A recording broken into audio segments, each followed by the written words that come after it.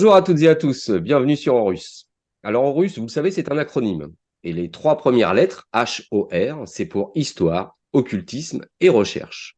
Alors justement, aujourd'hui, nous allons parler d'un pan de notre histoire qui aura été occulté au travers des recherches de mon invité.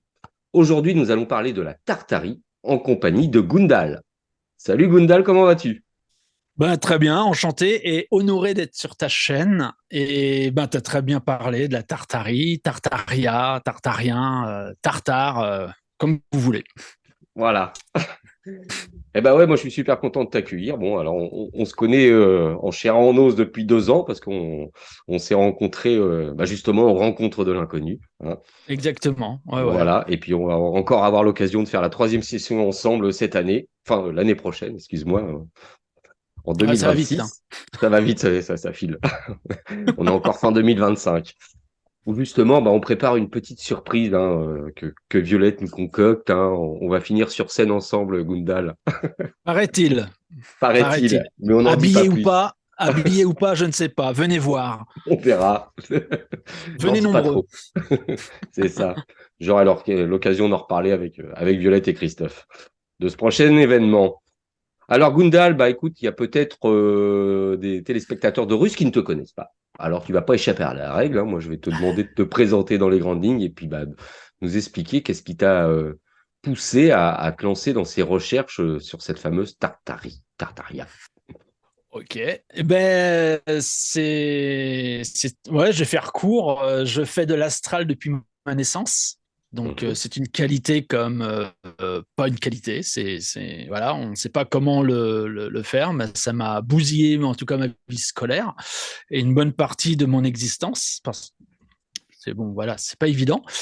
Et donc, l'astral, je m'en suis fait un ami, vu que on paraît toujours différent des autres et on est un petit peu mis à l'écart. Et je m'en suis fait un ami, je suis rentré dans le monde de l'astral et j'ai décidé de l'explorer jusqu'où je pouvais aller. En tout cas, moi, ma recherche était d'aller voir si maman, la source, existait réellement et si je pouvais la voir et si je pouvais m'en approcher. Alors Donc tout ça, l'astral, ça s'est fait. excuse-moi, ouais, excuse-moi, je te coupe. L'astral, c'est le voyage astral, hein. On est d'accord. Oui, oui, complètement, Mhm, complètement. mhm, C'est-à-dire, c'est une décorporation de notre esprit. mhm. Et puis, avec l'âme qui n'est pas dans notre corps, ça c'est un autre sujet. En fait, on va dans l'astral. L'astral n'est pas au-dessus, n'est pas en bas. L'astral, on est dedans tous les jours. En fait, on est dedans tous les jours. Donc, quand je parle de décollage pour aller en astral, c'est justement de arracher comme ça l'esprit, parce qu'il n'y a pas d'autre mot, c'est de l'arracher de notre corps physique, et puis de se retrouver dans des mondes parallèles avec notre Mhm, énergie et vibration qui nous est propre. mhm. Donc, j'ai continué comme ça à voyager pendant un certain temps. Et puis, j'avais des messages à passer. J'ai connu, je pense que tu as connu aussi, ce siècle où on n'avait pas d'Internet. Mhm. Voilà. Que les Et moins où de on 20 ans avait ne un peuvent pas connaître. Exactement, et on avait un téléphone à fil, donc on savait en fait la nana qu'on avait au bout du fil, on la connaissait quoi. Je veux dire, c'était pas quelque chose, on n'avait pas les réseaux, on n'avait pas tout ça. On convergeait avec des gens qu'on connaissait physiquement, donc il fallait se rappeler de tous les numéros de téléphone ou avoir le calepin, ce qui n'était pas évident. Et puis petit à petit, J'ai en même fait, connu, moi, le cadran qu'il fallait qu'il tourne, hein, le chiffre par cadran. chiffre, là, tu Mais sais. oui, mais c'est génial, mais Voilà. c'est révolutionnaire. Tu sais que voilà quoi. Dernièrement, je me suis même acheté le téléphone qu'on branche sur le portable et qu'on parle avec un téléphone à la main, quoi, à l'ancienne. Ah ouais, à Je trouve ça. l'ancienne. Ah, Mm. c'est génial. Et puis Nostalgie, du hein, coup, quand tu nous dis, hein. ouais, les souvenirs. Hein, je pense qu'on était en culotte courte, hein, que tu. Les années 80. C'est Voilà. ça. Et puis j'ai continué comme ça à vivre. Et puis pourquoi je dis qu'il n'y avait pas d'internet, c'est qu'avec mon petit vélo, moi j'avais des messages en astral que je devais faire passer. Et puis avec mon petit vélo, j'allais de ville en ville chez les potes, les copains, les soirées appartements qu'on faisait à l'époque. Et puis voilà. Et du coup les gens me disaient ah t'as vu quoi en astral et ainsi de suite. Donc j'étais un petit peu le cirque ambulant. Je sais pas comment on peut expliquer ça, mais en tous les cas, j'ai mis du temps L'énergumène, avant. ouais. Le phénomène, voilà, Le c'est ça. phénomène, c'est ça. Ouais, et j'ai mis du temps avant de me rendre compte qu'en fait, on m'invitait juste pour ça et que le message, on tirait sur le messager et puis le message, il s'envolait, quoi. Et ça, je trouvais ça moche. Du coup, je me suis replié sur moi-même et j'ai continué à vivre comme ça. Et les intricités sont arrivées parce que je vois le monde encore à l'heure actuelle différemment de la plupart des gens, des âmes. Euh, Ça m'a plombé ma scolarité, encore une fois. C'est-à-dire que je parle en intricité. J'ai inventé un mot pour pouvoir être sur Terre avec tout le monde et pouvoir vivre normalement. Donc, en appelant un démon dragon, on a déjà moins peur. On met un nom sur quelque chose et on s'y approche. Donc, intricité, c'est-à-dire que je vois le monde avec des symboles, des choses très particulières qui me viennent comme ça dans la vision. Et l'artricité, parce que je suis artiste depuis toujours, depuis plus de 40 ans, je suis artiste. Et du coup, il y a l'art qui est sorti des intricités. Alors, les intricités, si je me canalise sur un être vivant, euh, humain, animal, défunt, nouveau-né. Je vois les énergies de la personne. D'ailleurs, je fais des chemins de vie avec Ah, cela. justement, tu m'as offert une belle planche l'année dernière. Ah Je oui, vais vous la faire voir. Hein. Hop. C'est ça, hein, les intricités. ça c'est ouais. Voilà. Voilà. Vous pouvez Ça voir. c'est alors ça c'est des symboles artricités car c'est pas sur tes énergies à toi. Ouais, c'est plus de l'art. Voilà, c'est-à-dire si je pense à l'amour, à la joie, la bienveillance, la paix dans le monde, voilà, et ben d'un seul coup, je peux créer comme ça des œuvres, en tous les cas, qui sont rentrées dans mes tableaux, parce que je fais de la peinture à l'huile, de l'aquarelle, j'ai fait naître les clous, tout un monde merveilleux. En Mhm. tous les cas, je suis artiste jusqu'au bout des doigts et j'en crèverai de toute façon. Même si on m'enlève tout, je continuerai à créer. On est créateur. On est créateur. Mhm. Et du coup, ben, les années ont passé et j'ai eu des messages à faire passer. Et puis, ben, je me suis, on va dire, un petit peu. J'avais des messages, mais je ne les passais pas vraiment, tu vois. Et petit à petit, en astral, les guides de haut rang, les guides de lumière, ou ce qu'on veut, comment qu'on veut les appeler, eux, ils font leur job, donc ils s'en foutent. Tu peux l'appeler pantoufle, lampadaire, ils n'en ont rien à faire. Et du coup, ils m'ont dit, mais il faut passer les messages. Et ça, je n'ai pas bien compris. Et puis, en travaillant, en vivant normalement, petit à petit, en tous les cas, je rentrais dans l'âge. Et un jour, j'ai eu un problème de santé. Alors, je suis sportif de haut niveau. Je fais des arts martiaux depuis toujours, depuis ma naissance, quasiment. Donc, et puis j'ai arrêté à un moment donné parce que j'étais blessé. Et puis, cette blessure, en fait, qui devait se résorber et se passer, eh ben non, elle s'est aggravée. Et là, personne ne comprenait pourquoi. J'ai fait une phlébite. La phlébite, elle s'est transformée avec des caillots. Les caillots ont commencé à bouger et ça a commencé à monter vers le cœur, les poumons. Donc, en fait, j'étais en mort imminente, Mhm. avec des douleurs à l'intérieur de la cage thoracique. Bref, le sang qui passait plus. Bref.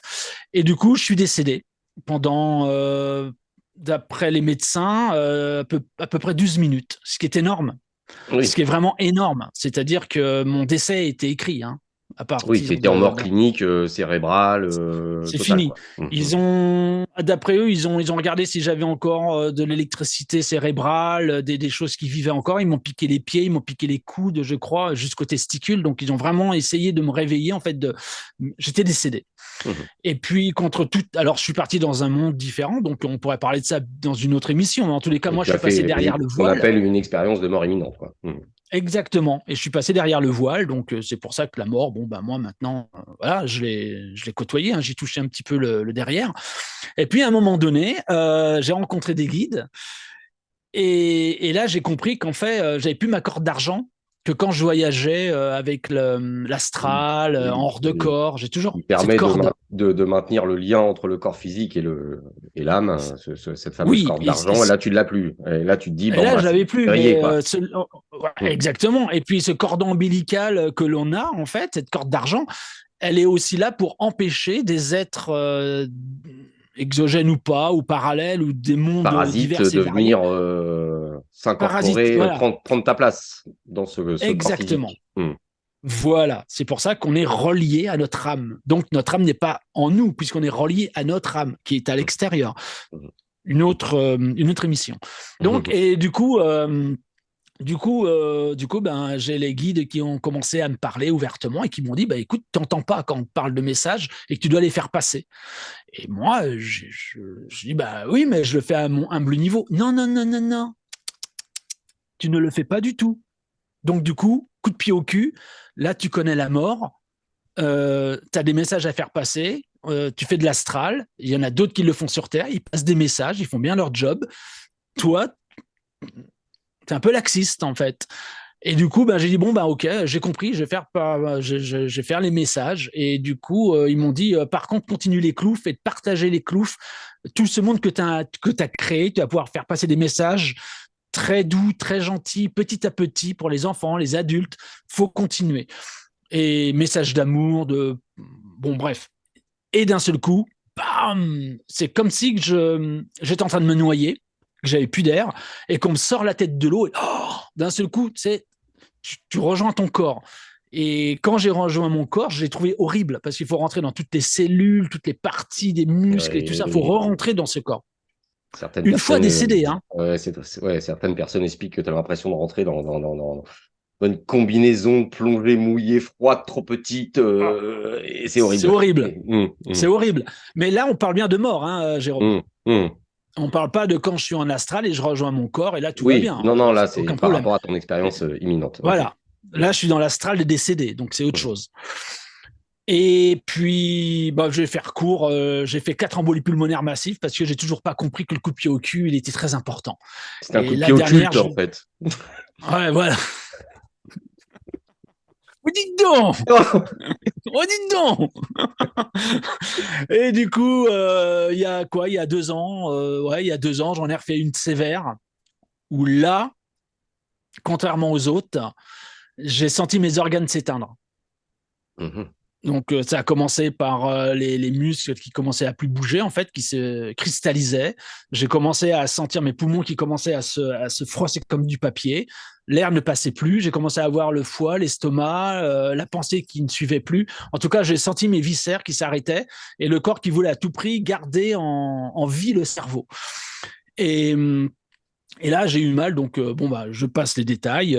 Ma compagne était avec moi, donc elle a vécu de A à Z tout ce qui s'est passé. On m'a emmené aux urgences et quand on m'a amené à l'hôpital, la première chose qu'on m'a dit, il est mort.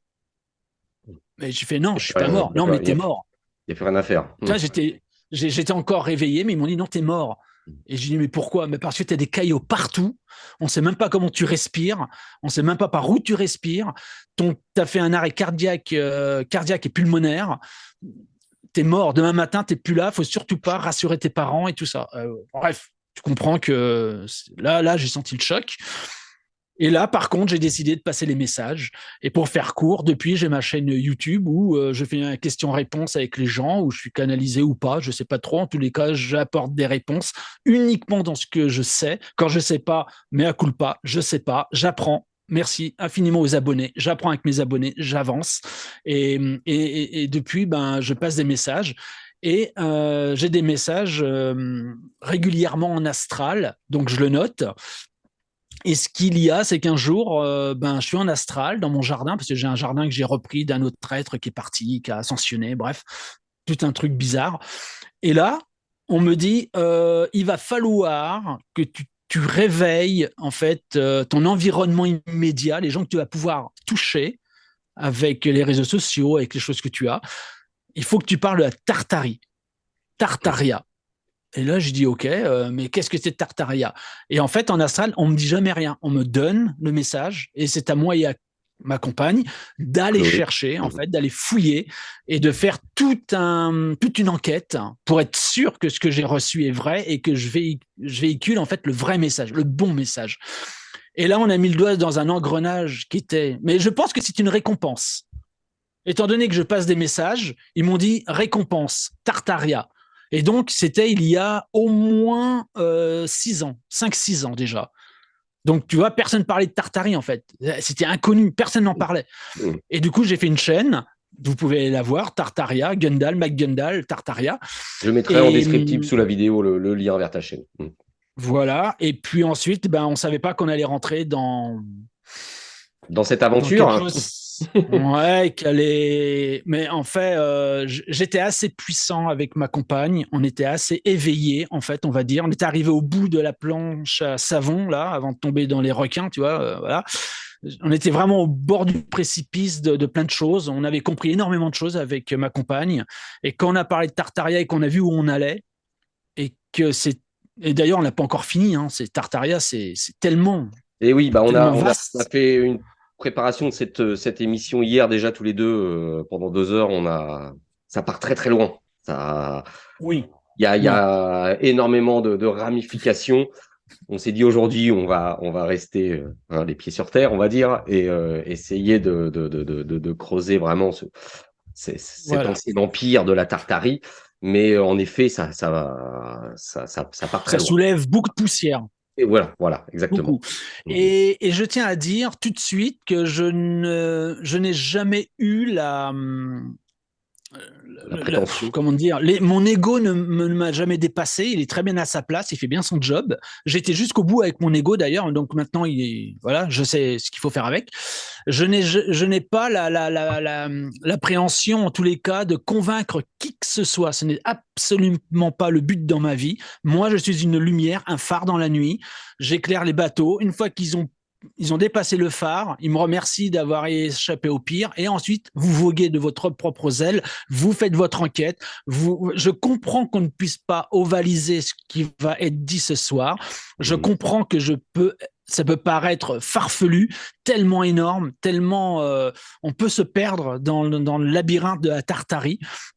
Je ne suis pas là du tout pour convaincre. Hein. Je ne suis Mhm. pas du tout là Mhm. pour convaincre. Moi, je suis un convaincu en un seul mot, et je peux vous dire que je continuerai de toute façon à faire des enquêtes avec ma compagne. On va sur le terrain. On était en Italie, on était un peu partout, beaucoup en France. On a visité, on a vu, on a touché, on a pris des photos, Bref, on s'est rendu compte de plein de choses, des archives de dingue qu'on a déterrées, des vidéos de 1800 qu'on a vues.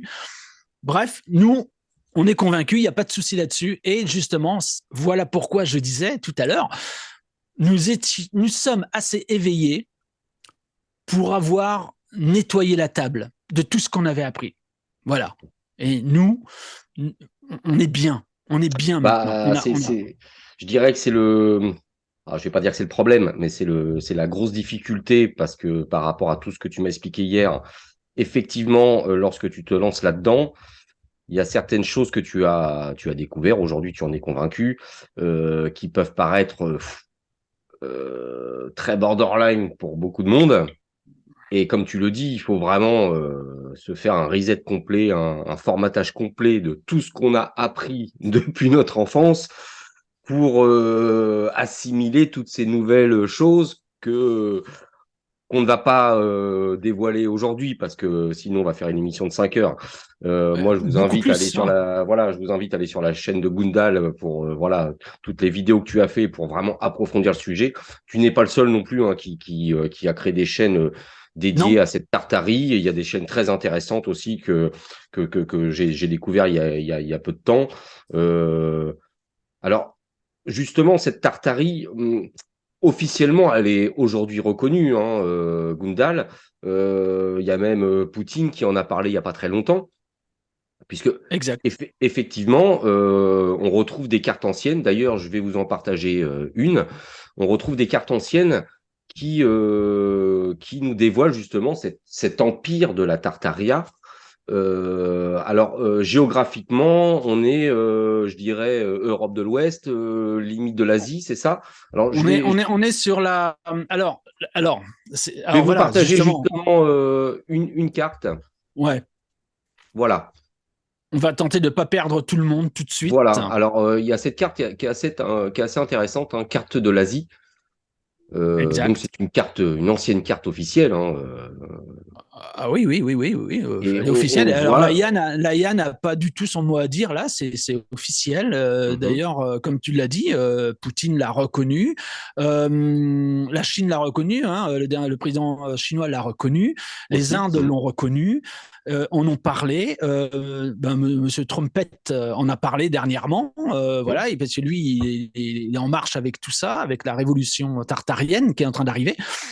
Et donc, en fait, faut faire très attention à ce que l'on dit, parce qu'en fait, la Tartarie, telle qu'elle est écrite dans les manuels Historique officiel, on va dire.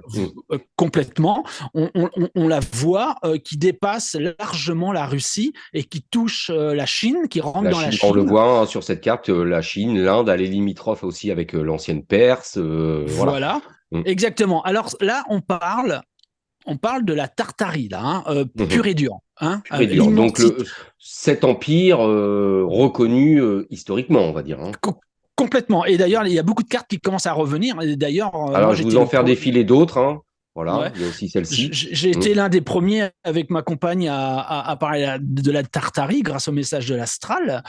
Et après, la porte était ouverte et il y en a d'autres qui ont fait des recherches. Alors, je demande si faisable, en tous les cas, de voir donc la Tartarie comme des géographes. Voilà, là, ça existe, c'est présent, c'est écrit.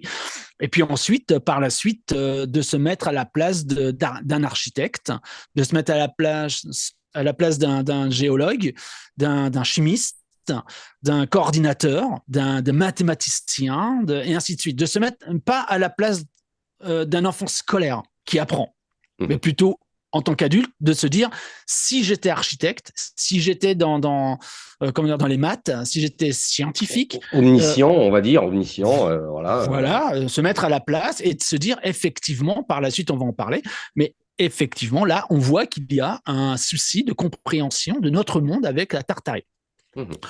Ensuite, il faut bien comprendre que la Tartarie est écrite, noir sur blanc, et représentée. Mais il faut aussi comprendre que les grands architectes tartariens, Tartarian ou Tartaria, faut bien comprendre qu'ils ont transmis le savoir. Ils ont transmis leur savoir de la construction de la pierre et du fer. Et ça, il faut bien l'analyser parce qu'en fait, comme on voit Tartarie, on s'imagine que c'est uniquement la Tartarie. C'est tout en bleu, ça prend la Russie, la Chine, une partie de du plateau tibétain. Après, ça va du côté de la péninsule turque et ainsi de suite. Donc là, c'est Russio. Géographiquement, je dirais, on localise géographiquement cet empire. Exactement. Mais c'est par rapport aux constructions, justement. Moi, c'est vraiment parce que mon dada, c'est les grandes pyramides, tu le sais, Gundal. Et je suis assez féru de tout ce qui est construction mégalithique et antidéluvienne, etc. Et moi, justement, quand j'ai vu ta chaîne et celle d'autres personnes qui parlent sur le sujet, lorsque vous mettez le doigt sur les constructions, et c'est là que j'ai trouvé ça intéressant parce que on retrouve des constructions, alors entre guillemets tartariennes, partout sur Terre. Partout. Et sous terre. Et aussi sous terre. Ça, on va en revenir aussi un petit peu plus tard, expliquer pourquoi.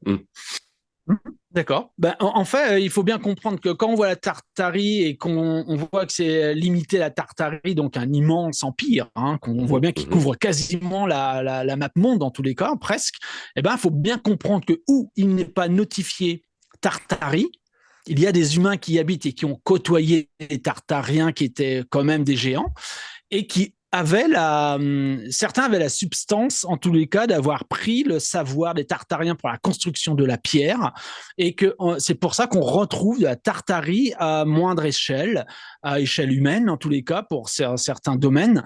Et parce qu'ils avaient justement la technologie pour le faire, et ils avaient compris, voilà. Et il y a ce fameux filtre qu'il faut qu'on en parle aussi, parce que la Tartarie, elle n'était pas vide de sens, elle avait une énergie libre et gratuite. Alors c'est là où justement, c'est ce que je voulais faire avec toi, Gundal. Excuse-moi, je te coupe, je suis mal pris. Mais moi, je voulais m'arrêter justement sur les constructions tartariennes. Parce que comme tu l'as dit tout à l'heure, ça part très loin. Ça part très très loin. Mais je voulais vraiment essayer de m'arrêter sur les constructions tartariennes. Alors là, tu as dit quelque chose d'intéressant. C'était par rapport à ces Tartariens qui seraient des géants. Et effectivement, on retrouve des constructions. Je vais vous en mettre à l'écran pendant que tu vas nous expliquer un petit peu tout ça. On retrouve des constructions qui sont assez étonnantes par rapport à leur dimension et surtout à la taille des portes d'entrée de ces édifices.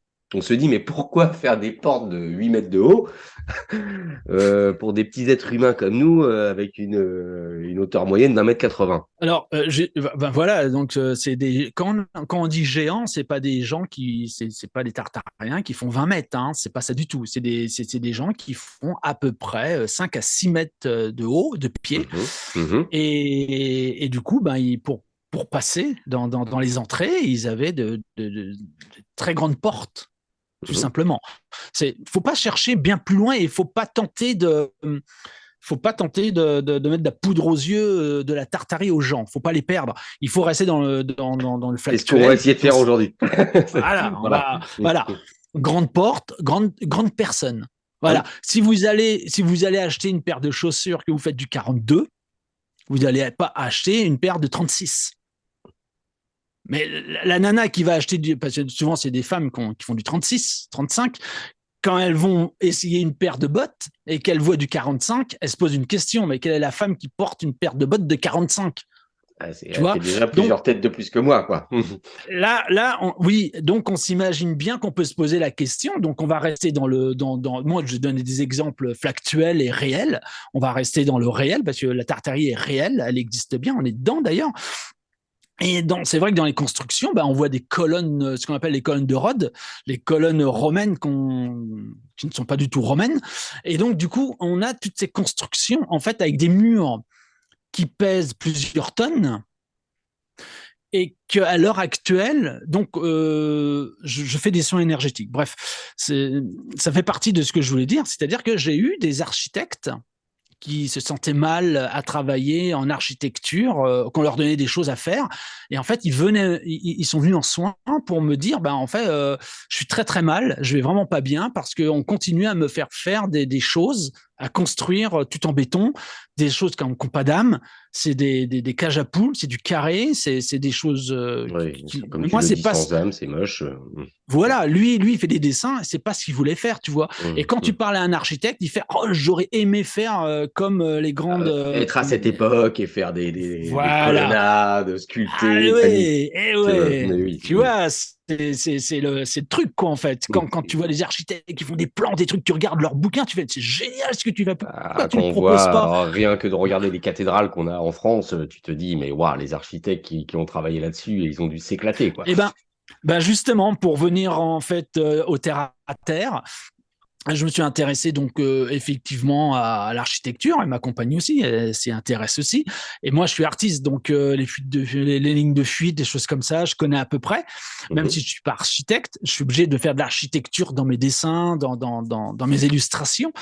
Et là, je m'aperçois en fait, ouais, voilà, pour que ça soit cohérent, tu vois. Et là, je m'aperçois qu'en fait, c'est assez compliqué de refaire comme la Tartari a fait. Et l'architecte, en fait, j'ai discuté avec lui et il me dit que c'est lui qui le dit. Hein, non, ils étaient trois. Donc, il me dit, à l'heure actuelle, avec nos technologies, laser, grue et autres choses, en fait, on serait incapable de refaire à l'identique.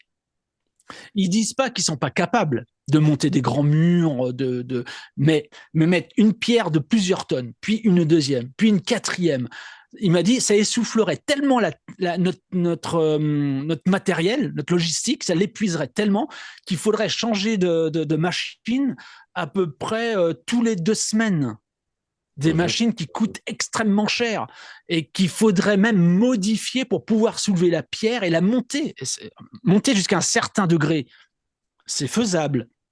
Mais ensuite, il faut dépasser un certain seuil de hauteur. Et là, par contre, on n'a aucune machine avec des grues qui pourrait soulever des tonnes et des tonnes et des tonnes et les monter comme ça et que ça s'emboîte à ce que tu ne puisses même pas passer un poil de cul dedans. On est en plein sur beaucoup de constructions mégalithiques, on se pose de sérieuses questions. Et c'est justement ces fameuses constructions, entre guillemets, tartariennes, qui ont soulevé beaucoup de questions à des chercheurs indépendants comme toi, où on se dit, effectivement, les moyens supposés exister à l'époque attribués à la construction de ce monument, il y a un bug, il y a un problème. Oui, il y a un gros. Alors, c'est là que je perds beaucoup d'abonnés, c'est là que je perds beaucoup de gens, parce qu'en fait, à un moment donné, ils me disent oui, mais monsieur, ce n'est pas ce qu'on a appris à l'école, c'est pas ce que dit la télé, c'est Mhm. pas ce que disent les magazines. Ce n'est pas, et ce n'est pas, et ce n'est pas, et ce n'est pas. Donc, à un moment donné, effectivement, j'ai eu des historiens qui, heureusement, que j'en avais parlé. Donc, j'ai parlé de un historien quand même qui est... J'arrive pas à me rappeler de son nom, je suis vraiment désolé. Et il est rentré dans l'âge, je crois même qu'il est décédé, le pauvre. Donc, voilà. Et en fait, il m'a écrit de 3 mails, pas beaucoup, tu vois, mais en fait, il m'a dit quand j'ai vu votre émission, d'ailleurs, c'est dans les notifications, il l'a pas cherché. Comme quoi l'univers fait bien les choses. Il y a Et des fois, sur tu as Internet, des vidéos qui te tombent dessus quand tu te balades sur YouTube. Tu as la bonne vidéo qui arrive au bon moment. Ça, c'est... bah, effectivement, ça soulève aussi une question. Encore une émission qu'on pourrait faire. Mais en fait, ce qui se passe, c'est que ce monsieur, donc, il est tombé sur ma vidéo. Et il l'a bien regardé, il l'a bien analysé, il s'est gratté l'oreille, puis la deuxième, et puis après il comprenait plus trop où je voulais aller avec tout ça.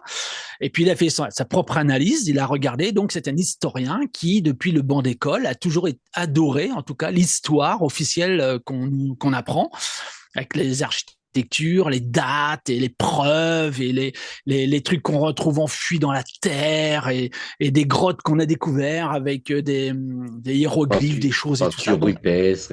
Et ouais, voilà, donc lui il est parti là-dedans, il a appris ça. Et du coup, il a appris et non seulement il l'a appris, mais il est devenu professeur. Donc il l'a transmis. Et justement, mes vidéos ont soulevé un lièvre. Il était sur le tard, plus de 75 ans, 76 ans. Et il m'a dit, moi, ça m'a mis une claque, en fait, vos émissions, de comment vous le racontez. En plus, vous dites les choses factuellement. Je veux dire, il n'y a pas d'invention dans ce que je dis. C'est ce que j'ai trouvé, c'est ce que j'ai vu. Et il a revisité toute sa vie. Et là, il a pleuré. et Là, bah oui, papy, parce que. Alors, paix à son âme si tu me dis que ce monsieur est parti, mais au ouais, moins je crois qu'il est décédé, ouais. il a le mérite d'avoir eu le courage de se dire je me suis peut-être trompé toute ma vie et j'ai inculqué des choses fausses à des élèves.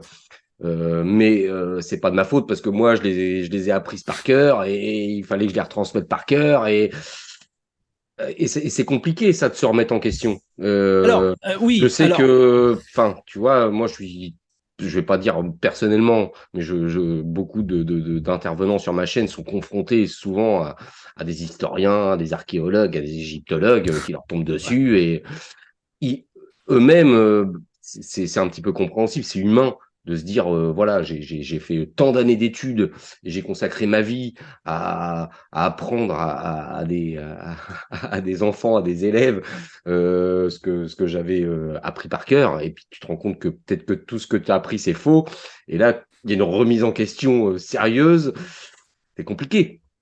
Oui, c'est compliqué parce qu'en fait, il s'est remis en question et il était encore l'un des plus vieux monsieur de l'école. Je crois que c'était un Sorbonne Nouvelle où il donnait À la des Sorbonne. cours. Ouais. Et en fait, à un moment donné, ben, il n'endormait plus, en fait, tu vois, il n'endormait plus, sa femme, elle comprenait pas, et il me racontait qu'en fait, il a regardé, il a analysé, et il m'a refait un petit mail après, et il m'a simplement dit, en fait, je n'ai fait que transmettre ce qu'on m'a appris sans remettre en question ce que j'apprenais. Et là, il remettait en question. Et quand il a remis en question, il a vu que toutes les dates étaient fausses, que rien n'était en corrélation avec ce qu'il avait appris, que l'architecture était, alors on va en discuter après, et là, il faut s'accrocher vraiment. Et en fait, il a eu le courage en cours de dire les choses. Ben, écoutez, je peux plus vous apprendre ce que je vous apprenais parce que j'ai appris quelque chose de nouveau qui est bien plus ancestral que nous tous, notre vraie humanité, d'où nous venons, de comment. Et du coup, il a expliqué les choses. Il m'a dit, j'ai expliqué les choses, mais ça matchait pas parce qu'à un moment donné, tu sais, à un moment donné, je suis pas là pour convaincre. Je l'ai dit, et pas du tout. Je suis pas là pour convaincre. Et puis chacun pense ce qu'il veut, comme il veut. C'est la loi la plus libre de chacun de penser comme il veut. Restons d'accord sur un désaccord, comme disait mon grand-père, et allons boire une bière. Ça fait le débat. Heureusement qu'on n'est pas Oui, d'accord. oui, Sinon, oui. Si tout le monde était d'accord, il y aurait plus de tout le débat. monde pensait la même chose, on se fera chier. Bah, on n'irait pas très loin. Et puis, à la rigueur, souvent, je dis, ben écoute, si 1 et 1 pour toi font 6, mais pourquoi pas? Pourquoi pas? Mais bon courage. C'est tout. Ça s'arrête là. Donc, celui qui a appris depuis l'école et qui veut s'accrocher à ce qu'il a appris à l'école, et qui, l'école nous apprend que 1 et 1, effectivement, font 6, voire des fois 8, on ne sait plus trop, ben bon courage pour la suite. Parce que tu vas toujours être dans ce 3, 1 et 1 font 8 ou 6 ou 7. C'est comme ça. C'est comme ça. Et comme tu l'as appris, ben, on ne va pas le démonter. Et Alors puis, après, ce monsieur était peut-être proche de la retraite, et c'est peut-être pour ça qu'il a pris le il était à la risque de. retraite. Il Il était était à à la la retraite. retraite. Il était à la retraite. Il Il faisait donnait ça des cours, bénévolement. il donnait peut-être des cours bénévolement, ou enfin, Oui, complètement. voilà. Complètement. Donc C'était c'est juste. pour ça il a pas pris de risque, on va dire. Après, des Bah personnes non. qui sont vraiment dans le système éducatif, bien intégré avec leur salaire, Ah tout bah ça, oui. ils vont peut-être pas prendre le risque, même s'ils ils découvrent tout ça et se disent bon, on a peut-être tout faux, mais je peux pas, Alors, parce que voilà. sinon je vais Eh perdre mon ben boulot, voilà. et voilà, tu vois ce que je veux dire. Ben voilà, ben là on est dans le vif du sujet. Là maintenant, ça y est, tu as lancé la machine. Et effectivement, bon, ben maintenant on va parler de la Tartarie pure et dure, les grandes portes, les condensés, les rosaces, l'énergie libre, tout ce qui fait de la beauté de la Tartarie. Sachez qu'en Tartarie, l'électricité, il n'y en avait pas. C'était de l'énergie libre, ce qu'on appelle l'énergie éthérée, donc dans l'atmosphère. Je vous apprends que nous, êtres humains, nous vivons dans un état éthéré tous les jours, que le vide n'existe pas, et que c'est grâce à cet éther que nous captons avec notre corps qu'on peut se lever le matin, bouger, faire du sport, faire l'amour, faire des enfants, jouer à la Je PlayStation, recharge nos conduire la batteries, quoi. voiture. S'il n'y a pas cet éther, si par exemple tu rentres dans une pièce, on la dépressurise complètement, tu meurs tout de suite. Tu vois, même s'il y a un petit peu d'air, tu meurs tout de suite. Si on enlève l'éther, c'est terminé. Le corps ne bouge plus, les animaux ne peuvent plus courir, les oiseaux ne peuvent plus voler, et la faune, elle meurt aussi. Donc, il y a cet effet d'éther. Et en fait, la Tartarie, ces Tartariens qui ne sont pas humains, donc c'est des êtres éveillés qui venaient d'ailleurs. Donc moi, je ne parle pas de galactiques, comme tu le sais, c'est pas mon dada. Je parle d'êtres exogènes, donc qui viendraient de plans différents, parallèles aux nôtres, mais qui ne viennent pas de l'espace directement et atterrir dans un terrain de foot. C'est pas ça du tout. Du coup, eux, ils étaient là. Après, je dois être au plus honnête avec ton auditoire et puis et mes abonnés qui vont venir regarder aussi la vidéo. J'ai eu des messages, et ça, il faut vraiment que j'en parle avant qu'on aille plus loin. Ils savaient en astral que j'allais faire l'émission avec toi, on a discuté, eux, ils savent beaucoup de choses. Et ils m'ont dit, Ils t'ont et ils donné, m'ont simplement, l'accord pour venir sur ah ouais, ils m'ont Horus. donné l'accord, mais il n'y a aucun désaccord là-dessus. Bon. Mais par contre, ils m'ont dit, alors, ils m'ont dit, tu te poses de bonnes questions, vous posez avec ma compagne de bonnes questions, mais il faut poser la vraie question. Il faut poser la question sur le vrai dossier et pas travailler à côté. Parce que là, si on refait l'amalgame de la fausse humanité et qu'on est à côté de la Tartarie, on va continuer sur un chemin qui n'est pas la Tartarie. Et on va commencer à inventer tout et n'importe quoi de la Tartarie. Alors que la Tartarie, ce n'est pas un fantasme. Donc, ils m'ont recalé, en fait. Ils m'ont ramené sur les murs porteurs de la Tartarie. Et là, ils m'ont dit, on va quand même t'expliquer quelque chose qui est très important. La Tartarie a été créée par des êtres que vous pourriez appeler des dieux. Des dieux, des grands constructeurs, des grands architectes que vous recherchez dans l'espace alors que ça n'a rien à voir. Eux, ils sont venus sur Terre, sachant que l'humain s'éveillait, était présent, et donc ils ont construit notre futur. Ils ont construit notre futur. Ils ont construit notre pierre d'édifice. C'est sur ces fondations qu'on aurait dû continuer à construire notre humanité. Ok. D'accord ? Je vois ce que tu veux dire. Et donc, ils m'ont dit, donc vous pourriez, à l'échelle humaine, dire que c'est des dieux qui ont construit la Tartarie. Parce que eux étaient, dans notre langage humain, Dieu veut dire un être qui peut construire des choses inimaginables et créer la vie et créer des choses que nous-mêmes, nous ne sommes pas capables de créer. C'est ça, le Dieu, tu vois. Eh ben, on pourrait les appeler des dieux. Et effectivement, pourquoi pas? Moi, je ne vais pas enlever ce patronyme à ces gens qui étaient tartariens avant tout. Et donc, nous avons devant nous encore les vestiges de notre futur. Alors, c'est fou, cette histoire. On a les vestiges du passé de notre futur. Oui, je vois ce que tu veux dire. C'est-à-dire ils ont mis en place des structures, des constructions qui étaient là pour, comme tu l'expliques, l'énergie libre. Bon, pour nous éveiller. Voilà, tout le monde connaît Tesla avec sa tour de Warrenclyffe, l'énergie libre, elle est là. Hein. On peut en parler 2 secondes. Attends, alors là, je veux rebondir sur ce que tu dis parce que c'est hyper important. Il faut savoir que Tesla n'a rien inventé. Tesla est un imposteur. Mais du bon côté. Du bon côté. Ah, mais j'en ai rien à faire. Du bon côté, mais un bon imposteur, on va dire. C'est l'imposteur du bon côté. C'est pas Pasteur, hein. C'est l'imposteur. Du bon côté du voile, du bon côté de la lumière. C'est-à-dire, pourquoi un imposteur? C'est parce qu'en fait, on lui a mis sur le dos qu'il était le créateur et l'inventeur de la tour et de tout ce qu'il faisait. Alors qu'en réalité, on lui a demandé, des êtres lui ont demandé de révéler, comme Léonard de Vinci a révélé des choses. Lui faisait partie de cette lignée d'âmes qui venaient sur Terre pour alimenter la vérité. Et lui, il était là pour faire redorer l'âge d'or de l'être humain, l'âge d'or qui était la Tartarie, et dire, voilà, il y a l'énergie libre, l'énergie éthérée, mais il n'y a pas que ça. Il y a comment dire, l'alimentation gratuite, faire grossir les légumes avec l'électrolyse et ainsi de suite. Il avait tout ça. Il avait, je crois, pas loin de 1000 dossiers de mise, tu vois, d'invention. D'invention. Mais il n'a rien inventé. Mais par contre, il avait le courage et l'intelligence de recréer en fait quelque chose qui n'existait pas sur notre planète, l'énergie libre. Et renseignez-vous correctement, Tesla n'a pas inventé l'électricité puisque ce n'était pas de l'électricité. C'est pour ça que vous le voyez assis avec des éclairs partout autour de lui et il n'était pas électrocuté. Ce n'est pas de l'électricité. L'électricité telle qu'on l'entend aujourd'hui, le courant alternatif. Oui, avec alors, l'électricité, c'est une énergie produite et créée par les humains, des élites, qui est créée, qui n'existe pas dans la nature. Même une éclair n'est pas électrique. C'est faux. Tout ça, c'est de la fausserie. C'est de l'énergie pure, de l'énergie cosmique, c'est de l'énergie éthérée. Et c'est ça.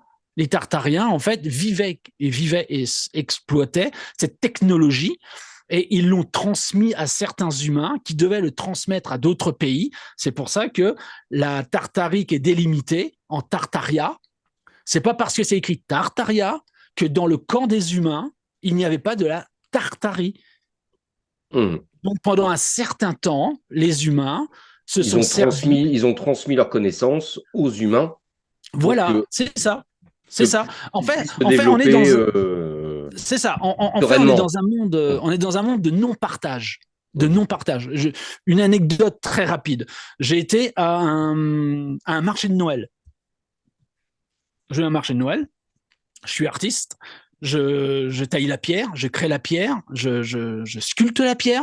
C'est très difficile. J'ai la Dremel, je suis comme ça, il faut de l'eau, du truc. J'ai testé un sphinx, c'est compliqué. C'est très compliqué. Je suis plus dans le modelage que la sculpture. Voilà. Oui, voilà, je penche un peu plus par cette facilité. Et du coup, j'ai vu quelqu'un qui vendait des bijoux sur des pierres qui étaient gravées, mais gravées au millimètre près, gravées à l'intérieur. Et du coup, moi, je suis dans le monde du partage. Moi, je suis artiste, j'ai une nouvelle connaissance sur une couleur ou comment elle est allée, je vais la donner. J'ai aucun problème avec ça, tu vois. Et ben le monsieur, et j'avais un ami qui était là, et j'ai à mon ami, tu vas voir, je vais lui demander quelque chose, il va m'envoyer balader. Comment vous avez fait pour graver à l'intérieur de votre... Voilà. Et le gars, tu sais ce qu'il me dit? Je vais certainement pas vous le dire. Et tu sais, Ah ouais, comme ça, il les a gars, son hein. petit business, Certainement pas vous le c'est dire. son business. Il a Ah peur ouais, que c'est mon d'autres savoir, c'est lui mon. piquent son invention, Voilà, sa méthode et se fasse aussi exactement. de l'argent et il veut Exactement. garder le monopole. Mais ça, c'est humain. Voilà. Voilà. Alors justement, c'est un aspect de notre humanité qui est très, très, très gravissime. Mm. C'est-à-dire, parce que tu sais faire quelque chose, tu dois pas le transmettre, ou alors à l'article de la mort, comme ça, tu sais qu'au moins, toi, tu vas mourir, et tu Ouais, t'en fous de tu plus. n'auras pas de regrets. Ouais, Ouais, tu n'auras pas le regret. Je trouve ça ouais, débile, c'est excusez-moi débile. du Ouais, peu, mais je trouve ça débile. Il faut transmettre de notre vivant, il faut transmettre, il faut rester dans l'amour, il faut se battre pour la paix sur notre terrain de foot, il faut être bienveillant, et il faut arrêter, en fait, et c'est exactement, en fait, les écrits frappé dans de la pierre qui vient de la Tartarie. Paix, amour, bienveillance et partage. Nous sommes ces êtres-là, merveilleux et lumineux. Nous ne sommes pas cette querelle de chair qui fait la guerre partout, qui veut tirer profit de n'importe quoi, de n'importe comment, de fourmenter des trucs horribles, déviants et malsains. Ça, c'est pas nous. C'est pour ça que la Tartarie, elle est immense et c'était un royaume merveilleux avec de la lumière, mais pas avec de l'électricité, avec de la lumière éthérée, avec l'énergie éthérée, et ainsi de suite. L'alimentation était gratuite. Tu penses bien que l'alimentation était gratuite. Les fruits et légumes, ils pesaient 3 kilos. Avec une patate, tu pouvais manger 3 semaines avec 5 gosses dessus. Je veux dire, tu vois, et on y revient avec l'électrolyse actuellement. Ils font pousser des tomates qui font 3,5 kg, des courges qui font 10 Oui, kilos. Ils commencent à y revenir à ça. Marcel Violet avait travaillé là-dessus. Oui, oui, je vois ce que tu veux dire, l'électroculture, etc. Mais oui, on redécouvre tout ça et mm, Alors, le mot est très juste. On redécouvre parce que ça existait déjà parce que et ça qu'on existait n'invente déjà. rien. Et de toute façon, voilà, on n'inventera rien de toute façon. Et la tartarine ne s'arrête pas là. Donc, il y a la pierre. Sachez que c'est pas un secret. Le secret des Tartariens a été divulgué, a été donné à des humains. Il y a des écrits, il faut les rechercher. Et en fait, on apprend que la pierre, même si c'était des géants, alors ils avaient la technologie, hein, ils avaient des véhicules qui volaient, comment dire, ils avaient les zeppelins, pas les Ouais, dirigeables, mais des grands ouais, zeppelins. ok. Voilà. Et contre toute attente, les zeppelins qu'ils avaient pour se déplacer, en fait, n'est pas les mêmes zeppelins qu'on a voulu faire pendant la guerre. Oui, oui, oui, avec Tu vois. ce gaz, cet hélium ultra inflammable, Voilà. et il y a eu cette catastrophe qui a dit, bon, on arrête tout. Je sais Eh plus ben, c'était, quel, c'était, ouais, c'était pour arrêter justement les quel zeppelins. zeppelin s'était scratché, il y a eu je sais pas combien de Voilà. morts, Bon, c'était horrible, et on a dit, bon, terminé. Alors que c'était une superbe technologie. Enfin, je veux dire, mais c'était complètement. un Mais moyen qui n'était pas de rentable. Qui était pas mais qui n'était pas rentable. rentable parce que bah ça allait pas aussi vite qu'un Concorde ou qu'un Airbus. Donc, Voilà. hmm. Mais Et tu peux. puis du coup donc si tu veux, il se déplaçait donc avec des zeppelins qui étaient à énergie éthérée, qui étaient en lévitation et ainsi de suite. Et donc du coup, ils pouvaient monter comment dire des pierres de plusieurs tonnes les uns sur les autres, aller sur la flèche tout en haut, de faire les. Mais c'est pas comme ça qu'ils ont construit. Il faut encore rester en terre à terre et dire le message correct que on m'a dit en astral pour remettre l'église au milieu du village. En fait, tout simplement, il récupérait la terre, le sable. D'ailleurs, vous avez remarqué qu'à travers toute la planète, la plupart des constructions, elles sont faites avec de la pierre plus ou moins crémeuse, blanchâtre, crémeuse. Tu vois, avec des petits trous à l'intérieur, avec des petits. C'est un petit peu blanc, en fait. C'est des murs blancs, souvent. C'est pas. C'est Le un petit fameux peu. calcaire, enfin Bah, c'est un peu de la craie, mais oui, de la pas de la craie, craie oui. blanche, de la grès, tu vois, de la grès. Et du coup, ils construisaient avec cela et ils avaient un liant qui en fait durcissait cette poussière de grès et qui avait des sarcophages, donc des moules, et ils moulaient la pierre et donc ils Donc montaient les on est moules sur le et géopolymère là quelque part. c'est exactement ça. D'ailleurs, les pyramides, je suis désolé de le dire, mais la plupart des pierres c'est de la polymère. On retrouve des coquillages dedans, des branchages, Alors des petits certains vont te cailloux. dire c'est logique qu'on trouve des coquillages dedans. Puisque le calcaire, en fait, est issu de sédiments marins qui se sont accumulés pendant des milliards d'années Et on retrouve ce qu'on appelle les numélites, tous ces petits coquillages marins qui existaient à l'époque, qui se sont justement retrouvés bloqués dans ces sédiments. Et ces sédiments a durci, est devenu du calcaire. Donc, c'est logique qu'on retrouve. Tu vois, je me fais l'avocat du diable. Non, non, mais tu as parfaitement raison. Je vais rebondir sur ce que tu dis. Et en fait, il n'y a jamais eu une montée des eaux des mers globale sur notre terrain de foot. Il n'y a Donc, tu jamais eu remets en cette mer. question cette montée Ah soudaine oui, des complètement. océans Oui, de complètement. Oui, oui, 220 oui. mètres au niveau du Drias récent, il y a 12 000 ans. Tu Ah remets en oui, oui, question je aussi. remets, même la glaciation, je la remets en question. Donc, il n'y a aucun Hmm, souci pour va moi. te Moi, faire je des fais la copains, moquette du Gundal, diable. ce soir. Ah, mais je vais me faire des copains, mais je les adore, mais qui viennent à ma table, on peut en discuter, il n'y a aucun problème. Et en fait, ce qui s'est passé, c'est que la Tartarie, elle n'existe plus bel et Alors, bien. En fait, il reste des tu vestiges. voudrais dire qu'en fait, ce liant, il mettait volontairement ces petits coquillages dedans pour fabriquer Non, leur. pas volontairement, il récupérait. Effectivement, il y avait des coquillages partout. On en retrouve partout des coquillages, même tout en Oui. haut des montagnes. Hmm. Donc, il y a aucun souci. Il y a bien quelque chose qui s'est Ouais. passé. Donc, Et en fait, tu es plus sur ce géomopolymère pour construire tous ces édifices tartariens. complètement. Hmm. Et d'ailleurs, moi qui suis artiste, j'ai tenté la chose. J'ai broyé des cailloux, des petits cailloux. Je les ai tapés avec le marteau sur une enclume. J'étais jeune, je vais avoir 16, 17 ans. Je l'ai fait. J'ai cassé. Et je trouvais ça formidable, cette poudre de pierre, en fait, que j'avais. Et à l'époque, on avait une colle scolaire qui était blanche. Et du coup, j'en ai mis dedans et j'ai mis un peu de terre et je l'ai manipulé comme ça et je l'ai laissé sécher. Et contre toute attente, avec les conneries que je faisais à l'époque, j'ai oublié ma petite pierre qui séchait. Et je l'ai retrouvée bien après. Je peux te dire que C'était un caillou, quoi. Ouais. c'était une vraie pierre, quoi. Et à l'intérieur, j'ai retrouvé les morceaux de pierre. Et c'est marrant, tu sais, j'avais un petit poulailler à côté et j'avais pas fait attention et j'avais récupéré des plumes et les plumes étaient dedans. Hmm. Et, Mhm. et c'était super solide, quoi. Et j'étais sidéré de voir que j'avais construit une pierre déjà à l'époque, tu vois, sans le vouloir. Et là, la Tartarie, j'apprends qu'en fait, c'est du polymère. C'est en fait, il récupérait des sédiments et avec cela, il le mélangeait avec un liant bien spécial. Alors ça, je le connais pas, ce liant, mais il y avait un liant, une colle naturelle. Et en fait, il mettait ça dans des moules, dans des moules et il le mettait comme ça. Il vidait en fait et ça séchait très très vite, très rapidement. Et donc du coup, ça leur permettait de coller la pierre les unes après les autres et ils pouvaient monter des choses comme ça. Et il y avait même les moules pour faire les rosaces, comme la Notre-Dame de Paris, par exemple, toutes ces rosaces. Et il y a énormément de belles cathédrales en France. Et si vous regardez les rosaces, les choses, on se dit, mais comment qu'ils ont pu faire? C'est tellement intriqué. Vous croyez vraiment que c'est des gars avec des maillets et des sabots qu'ils ont frappé pour faire ça? C'est jusqu'à la hauteur de la flèche d'une église qui fait plus de 20 mètres? Bien sûr que non. Bien sûr que non. Est-ce qu'on avait les compétences et l'intelligence de le faire à cette époque reculée où on était en chariot avec des mulets, où on n'avait pas les compétences et des écoles de tailleurs de pierre? Je veux dire, à un moment donné, il faut remettre en condition, c'est ce que j'ai dit au tout début, voyez l'émission comme des architectes, des tailleurs de pierre, des scientifiques, des choses comme ça en fait. Ne soyons plus sur le banc d'école et se dit. Alors, on est tailleur de pierre. Aujourd'hui, là, ce soir, on est tailleur de pierre. Voilà, on est tailleur de pierre.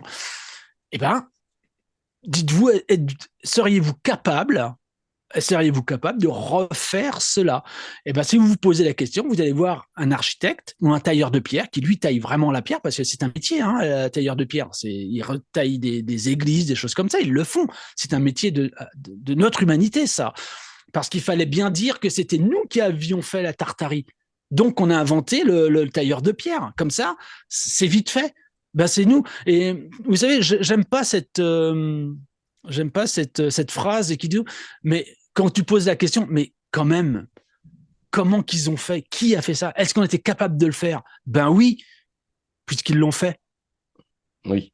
Oui, Ah oui, ça me rappelle cette expression d'Éric Gontier dans La Révélation des pyramides par rapport au colosse de même nom. Est-ce que c'est réalisable? Bah oui, j'ai pas vu. puisque c'est là. Donc si c'est là, c'est Bah que c'est oui, possible. Donc si c'est c'est possible, c'est que possible. c'est Bah voilà. ouais, bah ouais. Sur- On Bon, tourne en boucle. surtout qu'à cette époque-là, on va continuer sur la Tartarie pour pas Alors, que ça moi, je dure trop voulais longtemps. justement, tu vois, on a abordé les cathédrales, par exemple, et je sais qu'il y a beaucoup de monuments comment, dédiés à cette Tartarie, avec ces fameuses pointes, ces flèches. Ils étaient là Les pour pics justement, énergétiques. voilà, pour capter cet éther, comme tu le dis. Donc, en fait, Hmm. c'était des constructions, des machines énergétiques. Mais complètement, des machines énergétiques. Alors, avec du mercure qui avait à l'intérieur, il y avait de l'or, il y avait tout un système, en fait, il y a un système qui se mettait en route quand l'énergie. Alors, ça se mettait pas en route de temps en temps, c'était toujours en continuel, en fait, puisque Mhm. l'éther Alors, est partout et toujours. certains détracteurs vont te dire, mais pourquoi ces machines ne marchent plus aujourd'hui? Ben, si s'ils n'avaient pas cassé ces machines-là d'énergie éthérée pour de l'énergie libre, comment voulez-vous qu'ils se font du fric? Mhm. Mais il y a encore Tu vas... certains monuments qui sont en relativement bonne conservation. Ils devraient Hmm. continuer de fonctionner. Non, ils ont démonté. En fait, toutes les guerres ont été une excuse pour bombarder, détruire le reste de la Tartarie, le maximum qu'ils ont pu faire de dégâts. Et puis, en fait, à partir de 1900, 1800, 1900, en fait, il y avait une escouade, on va dire, avec un moratoire mondial qui disait qu'il fallait dissoudre en fait toutes ces productions d'énergie libre que eux-mêmes n'avaient pas construites. Donc ils l'ont gardé pour eux. Forcément qu'ils s'en servent encore dans les grandes tours et ainsi de suite. Bah, ils s'en servent encore à l'heure actuelle dans notre humanité, mais nous on n'y a pas le droit. Nous il faut qu'on paye. Et Mhm. c'est comme ça qu'ils Mhm. s'enrichissent, en fait. Bah Mhm. oui. Donc, la gratuité, chez eux, ça n'existe pas. C'est Mhm. pas Mhm. possible. Donc, c'est ce que je te disais, tout le monde marche au même fluide, essence, gasoil. Après, on nous vend des moteurs électriques avec des voitures qu'une fois qu'ils sont en panne, il faut les jeter parce que on peut pas les réparer, en fait, une fois qu'elles sont complètement mortes, en panne. C'est des piles à combustible qui ne sont pas renouvelables. C'est vraiment, c'est un Oui. non-sens, en fait. On va dans un C'est un business, non-sens. quoi. C'est un lobby. C'est un gros business. Je ne dis pas que c'est pas bien. Je ne dis pas que c'est pas bien. La voiture électrique, c'est pas bien. Je le conçois et je le dis et je le pense. Mais par contre, la voiture à énergie libre éthérée que Tesla avait construit, faites vos recherches, Oui, il oui, conduisait une voiture qui recevait l'électricité. il avait justement équipé un véhicule avec son système Oui. et elle a fait je ne sais combien de kilomètres. Oui, j'avais entendu Alors, parler de ça. il y en a qui étaient intéressés et ils ont retrouvé le véhicule de Tesla. Mhm. Ils l'ont retrouvé. Eh ben, ils l'ont retrouvé enterré dans une casse. Comme la, Enterrée dans une casse. Et ouais, mais ils la, l'ont pas c'est détruite. la DeLorean. Ils l'ont enterré dans un Et par tunnel pour contre, la fabriquer. ouais, ouais, mais par contre, tout le mécanisme, il était plus, tu vois. Mhm. Mhm. Tu vois, c'est ça le truc. Et donc, du coup, bah, la Tartarie, elle a été décimée, détruite. Par qui? Bah, on pourrait en discuter pendant des heures. Mais en tous les cas, elle a été détruite par des êtres exogènes venant d'un autre secteur, on va dire, pour faire court. Et quand ils se sont mêlés aux Tartariens, ils ont été très gentils, ils ont été filous, ils ont voilà comme ils savent le faire. Et puis à un moment donné, ben ils ont dit ben là ça peut plus continuer parce que nous on doit construire notre monde aussi avec nos Mhm. esclaves. Donc du coup ils ont détruit la Tartarie avec une énergie qui s'appelle l'énergie dirigée. D'ailleurs vous pouvez retrouver l'énergie dirigée avec Tesla qui appelait ça la lumière de la mort ou l'éclair de la mort, le rayon de la mort, le rayon de la mort. Et d'ailleurs, il a détruit les plans pour pas qu'on s'en serve pendant les guerres. Mais vous pensez bien que c'est tombé entre de mauvaises mains et qu'ils s'en ont bien servi. Et ils ont détruit la Tartarie avec l'énergie dirigée, justement. Et ils ont fait fondre, parce que l'énergie dirigée est capable de faire fondre de la pierre. Et est capable aussi de faire. Ils avaient aussi ce qu'on appelle des, des ondes électromagnétiques sismiques, en fait, pour faire des tremblements de terre, écarter le sol. Ils avaient de quoi faire globuler la terre, la faire mousser comme un gâteau qui gonfle dans un four. Ils ont fait gonfler la terre, ça a fait des coulées de boue sur à peu près 30, 40, 50 mètres de hauteur. Ouais, c'est pour ça que Ça il y a beaucoup de villes où on retrouve en fait, si on creuse un petit peu sous les bâtiments, on retrouve d'autres étages de ce bâtiment d'origine. Complètement. D'ailleurs, tu as peut-être une ou deux photos. Oui, je les partagerai, hein, t'inquiète, D'accord, Gundal. ok. Je les mettrai à Donc, l'image. Tu voilà. m'as envoyé beaucoup de photos et je vais agrémenter notre Ouais, conversation c'est vrai que je t'ai avec toutes ces envoyé photos que 1% tu. de. Heureusement que Ouais, tu m'as donc pas tout envoyé parce que déjà, on avait ouais, beaucoup. ben non, déjà que j'ai vu. Du coup, il faut bien comprendre qu'en fait, la Terre, dernièrement d'ailleurs, j'en avais parlé de la coulée de boue mondiale, et les gens m'ont ri au nez, m'ont dit n'importe quoi, d'où la boue elle va couler, d'où la boue elle va retourner, comme elle va immerger des villes et tout ça, et Ensevelir on des a villes. rigolé. Et dernièrement, malheureusement, et c'est un triste constat, aux Philippines, au Maroc, comment dire, aux Indes, ça s'est vu aussi aux États-Unis. Et ben, il y a eu des coulées de boue énormes qu'on coincé tout le monde dans leur maison et ils sont morts en fait noyés sous de la boue. Et je vous assure que quand vous avez une coulée de boue qui se fait, quand ça rentre dans la maison, eh ben vous en avez pour des années pour enlever Pour tout tous les déblayer. sédiments, Ouais. la boue. Ah ouais, Mais c'est un quand truc ça de se fait dingue. Il à vaut même l'échelle d'une ville complète, peut-être qu'à un moment on laisse comme ça, quoi. Et on voilà. reconstruit dessus. Et complètement, vaut mieux laisser sécher, reconstruire par-dessus. C'est ce qui s'est fait avec la Tartarie. Hein. La Tartarie s'est fait émerger complètement. Et par exemple, dans Paris, il y a eu des travaux qui ont été faits sur le sous-sol parce qu'il y avait des fuites de gaz et d'eau et des choses comme ça. Ils ont creusé et ils ont été surpris de voir que les fondations des maisons, des bâtiments continuaient à plus de 50 mètres au sol et continuaient avec de la en fait de l'architecture tartarienne. Ah, Et là, les gens ils ont commencé à se poser des questions en fait. hum. Qu'est-ce qui Alors, s'est passé?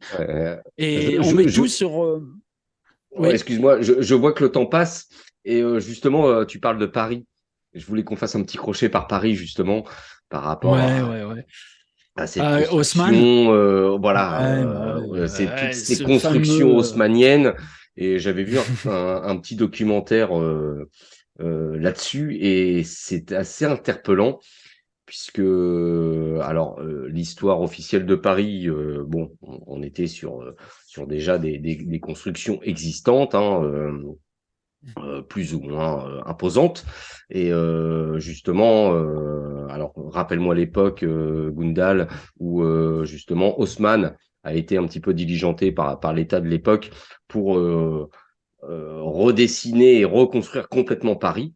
Donc il a Alors, fallu raser toutes les constructions existantes et refaire tous ces magnifiques immeubles haussmanniens.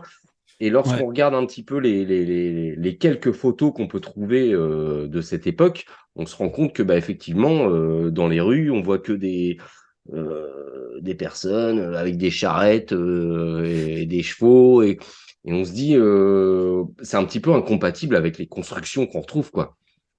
Ouais, c'est ça. En fait, quand tu vois avec ma compagne, on a vu énormément de photos. On a bien fait attention que ça soit pas de la IA Oui, retouchée, tout en ce ça. moment Donc, c'est compliqué. voilà. Oui, mais on arrive quand même à voir. Il y a des gens qui arrivent à condenser encore tes cartes postales, des choses vraiment, des petites vidéos qui tournent et qui durent pas longtemps, mais on voit tout de suite quand c'est l'IA, en fait, il y a des choses qui sont pas compréhensibles. Donc, on fait attention aussi à ça. Hein. On tombe pas dans le piège de l'IA. Et du coup, c'est vrai que on s'est vite rendu compte que soi-disant qu'il y avait des travailleurs tailleurs de pierre qui construisaient cela. Et ce qui est drôle, c'est qu'effectivement, il faut avoir une ouverture d'esprit aussi, et puis une observation très particulière à voir les détails cachés. Le diable se cache dans les détails. Et en fait, il faut bien voir que là, on voit des gens en charrette, dormant sous des tentes de jute, avec des feux de camp, ils sont en sabots, ils tirent la charrette à main ou alors avec des ânes. Et par contre, les constructions en arrière-plan, elles sont faites. Il n'y a C'est de pas la boue par terre d'échafaudage, il n'y d'ailleurs. a pas de. Oui, Non, c'est ce non. que. Oui. Voilà, il y a de la boue Qui est assez par terre, il y a troublant, des c'est que toutes sédiments. les photos que j'avais vues dans cette vidéo, on voit aucun échafaudage autour des Non. constructions entre guillemets haussmanniennes. Donc on se dit mais comment ils ont Oui, fait pour ériger alors, t'imagines bien que là, tu te poses la question avec ces gens et la narration te dit que c'était avant. Alors déjà à l'époque, ils sont pas capables. Et ils te disent que c'était avant qu'ils étaient capables. Donc, on est en régression. Alors, du coup, si on les écoute, on est en régression. Ce qui n'est pas du tout possible. Après, il y avait les égouts. Les égouts étaient Oui, les égouts. Il faut c'est savoir que les énorme. Tartariens, ouais, mais faut savoir que les Tartariens, eux, n'avaient pas le même aspect digestif que nous. Ils n'avaient pas de toilette parce ils ne faisaient pas leur sel et ainsi de suite. Ils vivaient de prana, de l'éther. Ils étaient très spirituels. Ils se nourrissaient d'autres choses en tous les cas et du soleil, de la vertu naturelle. Voilà. Donc, ils ne mangeaient pas. Ils ne mangeaient pas, ils ne consommaient pas. Voilà pourquoi dans les grandes structures tartariennes, vous ne voyez pas de toilettes. Ça n'existe pas. Et, et, très peu de chambres en fait, parce que tout simplement, ils avaient comment dire, une hygiène de vie qui était différente de la nôtre. Et du coup, quand on a mis ces petits humains dans un Paris déjà tout fait, structuré. Posez-vous la question. Haussmann, en fait, alors lui, pour le coup, est un vrai imposteur et il l'a signé, hein, et il faisait partie d'une cabale maçonnique de très haut rang et donc du coup, il a été mis en avant. Et on a dit, ben écoute, on va dire qu'il était architecte par contre. Ça c'est vrai, il était architecte. D'ailleurs, je te faisais appeler le baron d'Haussmann ou parfois maître Haussmann, un peu comme maître de Lyon, ainsi de suite. Donc, c'est quelqu'un qu'on avait fait, voilà. Et il a dit oui, c'est moi qui ai fait les constructions, en fait, pas lui, mais il a dessiné en tous les cas les plans d'un Paris et les humains l'ont construit. Ben, écoutez, franchement, on est loin d'être des idiots. On voit bien qu'on nous manipule complètement et on n'avait déjà pas l'outillage pour construire parce que voilà, je vais revenir sur le fer. Pour soustraire du fer, il faut des mines de fer. Et pour construire des échafaudages en fer et pour faire du béton avec du fer et tout, il faut vraiment beaucoup soustraire en fait ce minerai de fer. Ensuite, il faut le couler le fer. Il faut donc un moule qui est encore plus costaud, qui ne fonde pas avec les hauts fourneaux et qu'on puisse faire des moules du fer qu'on a besoin, des rails ou autres, hein, tu vois. Donc, il y a quelque chose qui cloche, il y a quelque chose qui ne marche pas là-dessus. Et puis, on peut se poser aussi la question, actuellement, on est au tout béton. Voilà, ça va vite. D'ailleurs, entre guillemets, une maison, traditionnelle montée qui mettrait à peu près 6 mois à être construite. En réalité, cette maison, elle devrait coûter à peine 5 000 euros. Mais on vous l'a fait 150 000. Alors que c'est du BTP de la rapidité, c'est du béton, ça vaut rien en fait le béton, c'est un liant, c'est rapide, donc en fait on Alors s'écarte. après aujourd'hui, on va plus te mettre en avant. Alors c'est peut-être pas le coût de la matière première, c'est plus le coût énergétique. Parce qu'on sait que l'électricité en plus est 3 fois plus chère aujourd'hui qu'il y a 10 ans, et la main d'œuvre, etc., le coût du transport qui coûte très cher, donc c'est plus ce surplus Ouais, qui ouais, je fait comprends très que on bien. vend une maison, voilà, Ouais, mais je comprends très bien, hein, Jérôme, je comprends très bien que ça peut se chagriner mais et puis gratter. comme Il je te le dis faut pas, hier, moi mais j'ai comment des carrières tout autour de chez moi. Il y a l'usine Lafarge, hein, qui fabrique du béton. Ils ont ouais. juste à creuser dans le sol, il y a du sable et on mélange tout ça et c'est parti, youpi, dans des moules. C'est vrai que ça peut paraître Bah très peu oui. cher à fabriquer, mais bon, l'économie actuelle voudrait que il y a pas le choix, quoi. Faut répercuter tous les coûts Ouais, parallèles. alors c'est assez rigolo parce qu'à l'époque, on dit de toute façon, on était incapable de construire des immeubles dits haussmanniens, on n'était pas capable. Et puis d'un seul coup, on n'était pas capable. Et d'un seul coup, avec notre technologie avancée, soi-disant, on est avancé, Parce que, on excuse-moi, je construit te avec coupe, du béton. les immeubles haussmanniens ne sont pas faits de béton, sont faits Non, du tout. De comment, grès, de pierre moulée. voilà, de pierres, Hum, de ouais. calcaire, etc., où on a retrouvé en banlieue de Paris les carrières, etc. Donc, oui, c'était du taillage de pierre, quoi. Alors, pour certains, il y avait du taillage de pierre à la hauteur d'un être humain, Et parce qu'à après, peut-être l'époque, du ils avaient. géopolymère, comme tu l'expliquais tout à l'heure. Oui, parce qu'à l'époque, on n'avait pas de machinerie pour pouvoir monter des tonnes de pierres comme ça, empiler les uns les autres. Et puis attention, il ne faut pas monter que le mur, la façade. C'est tout l'immeuble qu'il faut monter. C'est pas juste une pierre qui pèse à peu près 350 kilos. C'est des milliers de pierres de Oui, 350 oui. kilos. Donc, ça finit par faire des milliers de tonnes. Et des gens en sabots avec des maillets en Et cuivre et ça, tout ça seraient capables. sur une superficie, bah, tout ce qui est Paris, hein, ça Voilà. représente des milliards et des milliards de tonnes de blocs Bah, assemblés.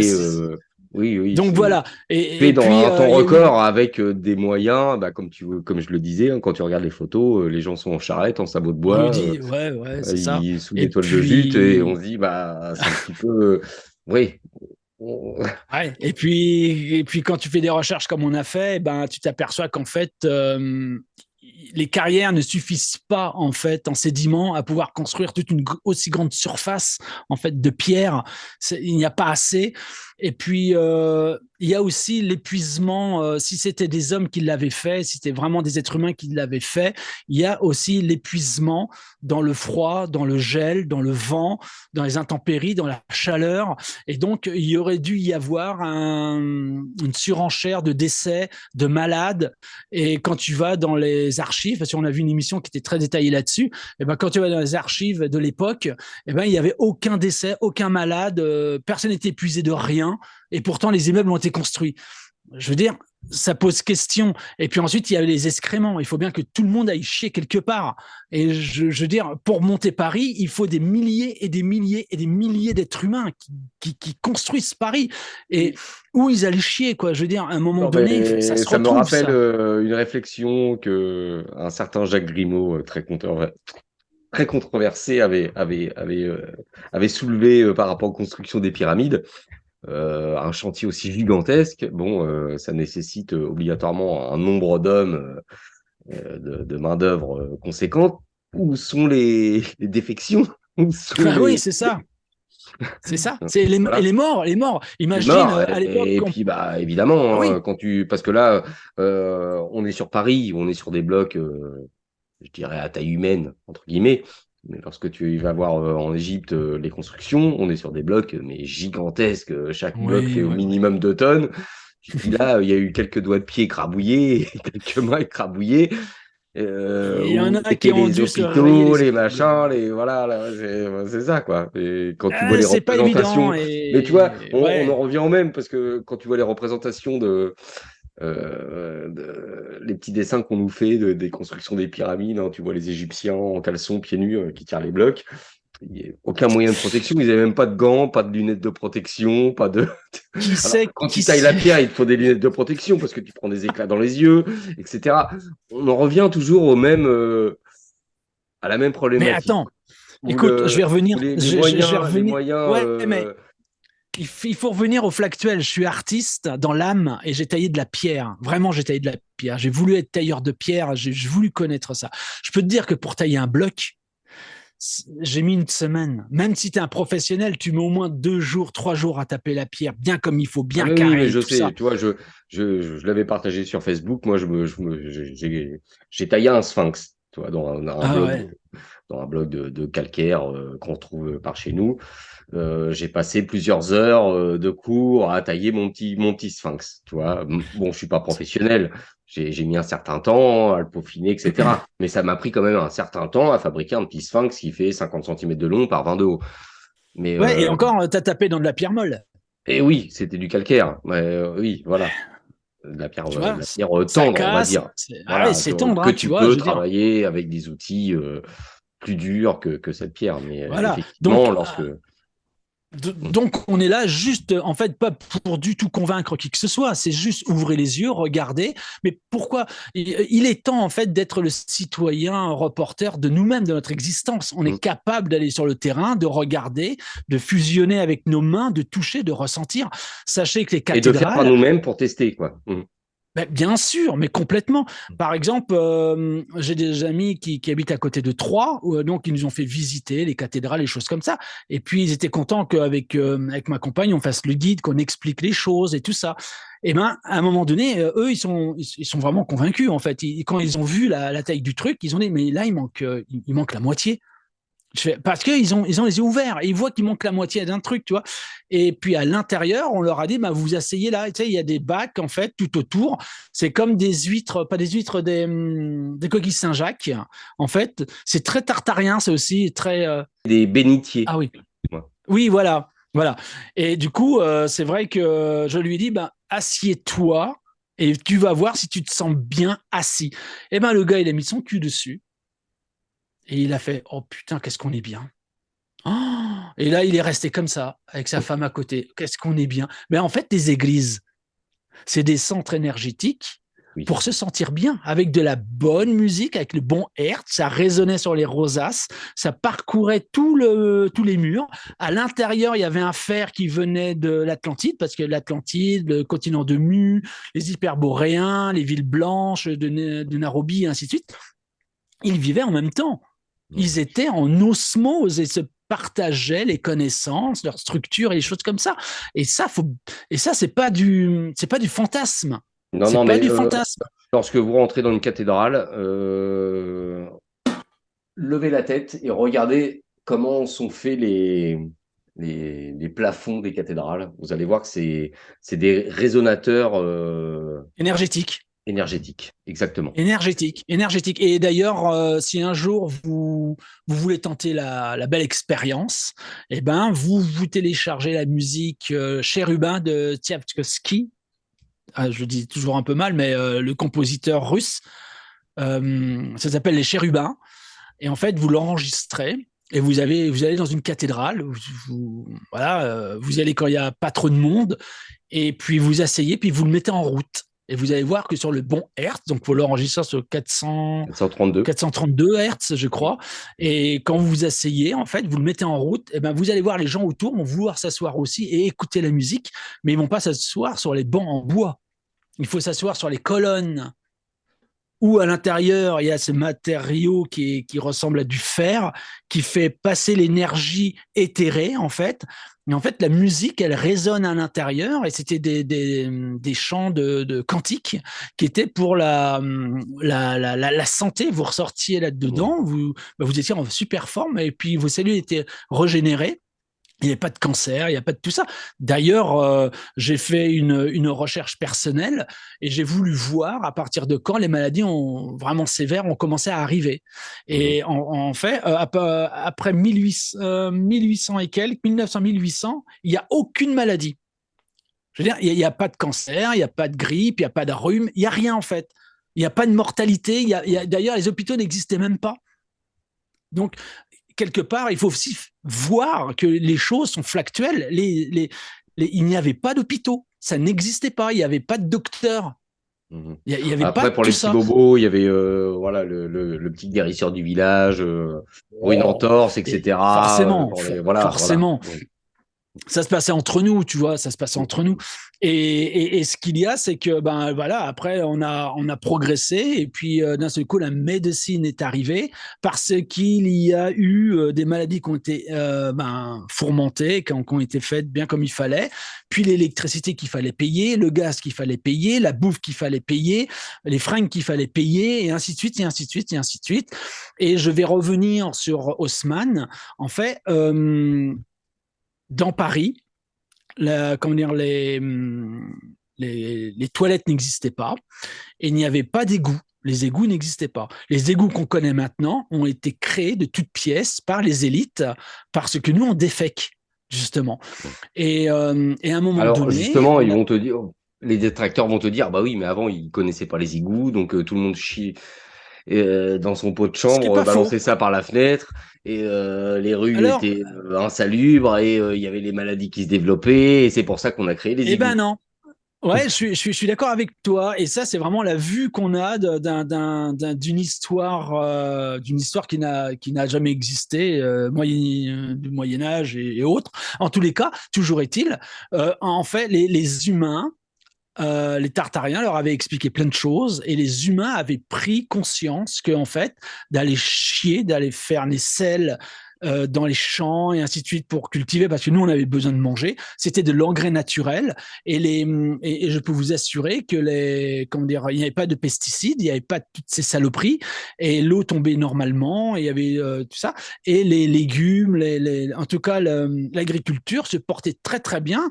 Et en fait, le peu d'humains qu'il y avait à l'époque, parce qu'il n'y avait pas autant de monde, mais ça, c'est une autre histoire, et que voilà, parce qu'ils ont nettoyé la Tartarie, et ils ont décimé la plupart des êtres humains pour recréer un nouvel être humain pour pouvoir l'esclavager.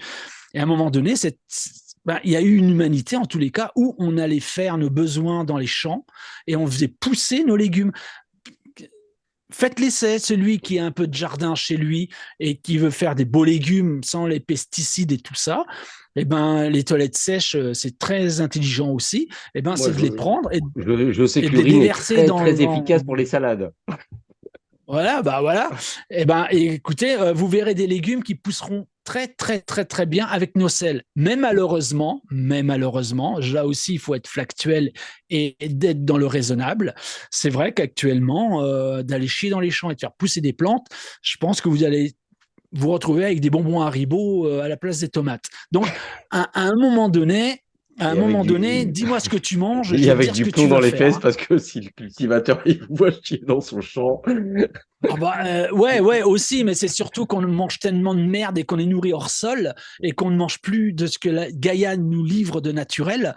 On mange tellement de merde rapidement, sous plastique, avec micro-ondes, que même à l'heure actuelle, les gens qui sont enterrés dans la terre, normalement, dans les cimetières, ils se sont aperçus depuis les années 2000, en tous les cas, que les ossements, en tout cas les corps, ne se décomposaient plus parce que les vermines qui bouffaient les corps ne nous bouffe plus parce qu'on est rempli de médicaments, de pesticides et de merde. Donc, voilà, donc on pollue, on en est arrivé là, en fait. Et la Tartarie, le royaume de la Tartarie, c'était vraiment pour nous dire, vous avez un exemple là, et vous allez vivre heureux, en paix, dans le partage, dans l'amour, la bienveillance, mais fallait suivre la Tartarie. Tu vois ce que je veux te dire? Mais, encore une Mais fois, ces êtres exogènes qui ont décimé la Tartarie, ont décimé les êtres humains en même temps, on fait fondre la roche. D'ailleurs, c'est pour ça que des fois, vous voyez la roche qui a des espèces de bulles. C'est comme si ça avait fondu. C'est très étrange. Et on vous dit que c'est l'érosion. Bon, bref, voilà. Je alors, ne suis pas comme tu le géologue. disais, Gundal, ces êtres exogènes, mais c'est nous. Donc, comme je le disais en préambule dans notre, au départ de notre conversation, ça part très, très, très, très, très loin. Trop Et loin, trop loin, déjà, tu vois, trop on a loin. exploré beaucoup de pistes aujourd'hui. Ouais. Donc, moi, je vous invite toutes et tous à aller voir la chaîne de Gundal. Bon, voilà, pour rentrer vraiment plus en détail dans tous les sujets qu'a survolé Gundal ce soir. Alors, ouais, Gundal, bah écoute, ça fait bientôt 1 heure et demie qu'on discute sur la Tartarie. Vous l'avez constaté, hein, ça part dans. Il y a d'énormes ramifications sur ce sujet. C'est en même temps très complexe et très vaste. Donc, comme je le disais tout à l'heure, moi, je vous invite à aller voir la chaîne de Gundal, où tu fais des lives super intéressants, où voilà, tu réponds en live Question. aux questions des personnes Des abonnés, ouais, ouais. de tes abonnés. Et puis, il y a d'autres chaînes aussi hein, sur la Tartarie. N'hésitez pas à Ah les oui. voir. Vous allez voir, c'est assez Ouais. pertinent.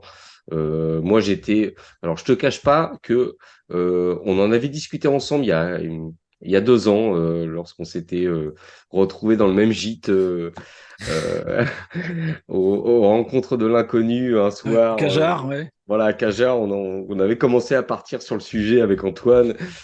Et je dirais pas que j'étais sceptique, parce que moi, je suis pas sceptique. Hein. Moi, je suis assez ouvert sur tous les sujets. Moi, je me dis, ne rejette rien, Jérôme. Écoute les gens et puis renseigne-toi sur le sujet avant de tout de suite dire c'est n'importe quoi. Et moi, je vous invite à faire la même chose. Voilà, parce que bah, peut-être que Gundal aujourd'hui vous a parlé de certaines choses qui vous ont choqué, qui vous ont offensé, qui remettent peut-être en question tout ce que vous pensiez. Donc, n'hésitez pas à creuser le sujet, qui est un sujet super intéressant. Ouais. Et ben écoute, moi grand merci Gundal d'avoir déjà accepté mon invitation J'en prie. pour parler de ce sujet très clivant. Ben, écoute, moi, c'était un grand plaisir d'être sur Horus et pourquoi pas une autre émission par la suite, voilà, quoi, sans Ah bah prétention écoute, aucune. tu as dit plusieurs fois, ça sera une autre émission. On peut en faire Ouais, bah plusieurs oui, parce ensemble. que Oui, parce que je je suis sais d'accord. que, je sais Ben non, que, mais c'est vrai que toi et moi, ou d'autres, en tout cas, quand on parle d'une chose, on se dit ça pourrait faire une émission. Ça pourrait faire une émission. C'est vrai que parfois, on devrait creuser un petit peu, faire des petits trucs d'une heure, même pas, ou même 30 minutes, en discuter à bâton rompu et dire les choses. En tous les cas, encore une fois, je ne suis pas là pour convaincre. Je peux paraître uluberlu, il n'y a aucun problème. Fut un temps, on brûlait les sorcières. C'est comme ça. aujourd'hui Et on a la chance, on maintenant, finit pas sur le bûcher, on peut parler librement voilà. sur YouTube. Et les temps modernes ont fait que maintenant, Jusqu'à quand, on hein, nous jusqu'à enferme. quand. Voilà. Maintenant, on nous enferme. Voilà, c'est comme ça. Et puis, j'ai envie de dire que non, non, bah voilà, soyez vous-même. Voyez par vous-même. Si vous n'adhérez pas, il n'y a aucun problème. On reste dans les livres d'histoire et dans la scolarité de ce qu'on a appris. Et puis voilà, on reste amis, on reste conscient. Et puis, allez savoir, vu que Poutine a commencé à en parler, voilà, peut-être que si un grand dirigeant dans le JT du 20h en parle ouvertement et vous dit qu'on nous a menti, que toute notre histoire est falsifiée et que c'est un mensonge, que tout était faux, tout est faux, et que on vous l'apprend et que c'est relayé par d'autres et qu'on vous informe que la Tartarie, ben, elle n'est pas morte, mais on ne pourra pas la reconstruire comme elle était, mais elle n'est pas morte. Ben, à ce moment-là, vous direz ah merde, putain, il avait raison, ce con. Mais dans un premier temps, il ne faut pas que ça choque. Il faut rester avec nos convictions et puis rester de belles âmes et se dire bon, ben, on peut parler de tout et de rien. On ne va pas se faire la guerre pour ça. Vous, le plus important, c'est d'en parler, d'ouvrir la porte. Et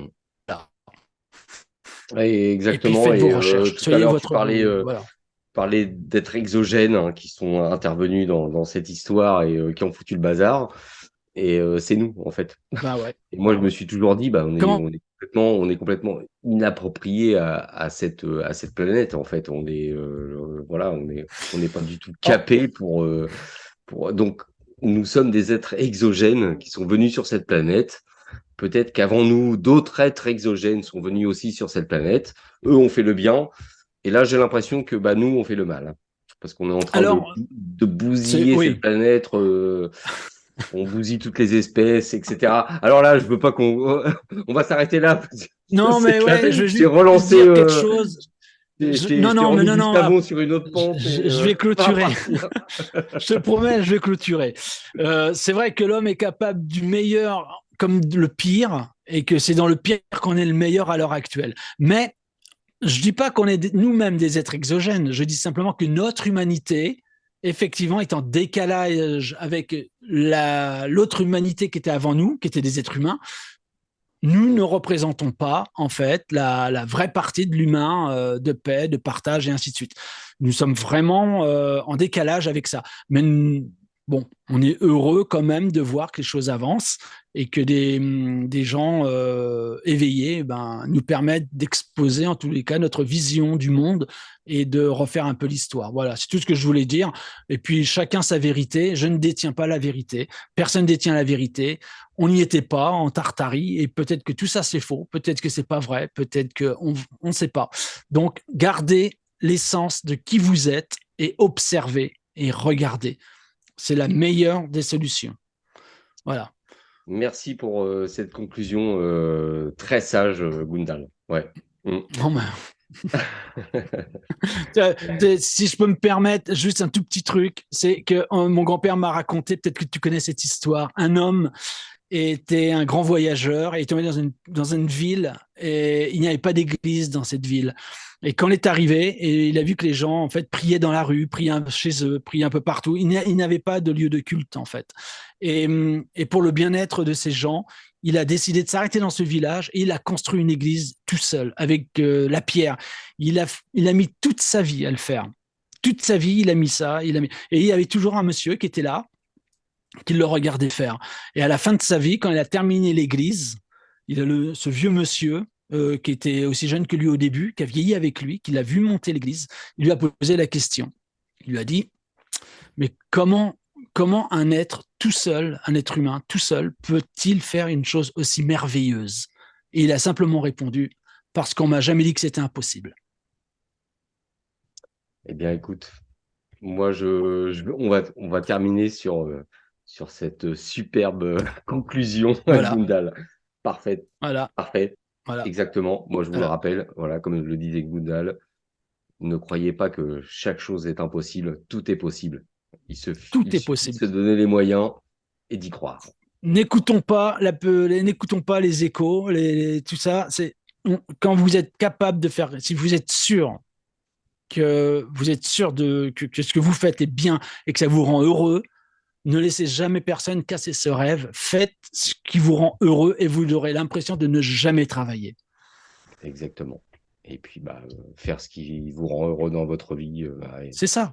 c'est la meilleure Moi, chose j'aimerais que tout le monde qui soit puisse vous heureux. arriver. Même dans, Jérôme, même dans le désaccord, tout le monde heureux. On va tous boire une bière. Allez, je vous invite. Exactement. Allez, on va au pub du Faisons coin. la fête. Faisons la Voilà. fête.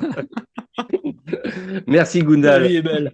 Merci. Namasté, mes amis, et à bientôt, j'espère. Et puis, merci infiniment, Jérôme. Vraiment, Et j'étais très comme heureux tu l'as d'être sur dit, la chaîne Horus.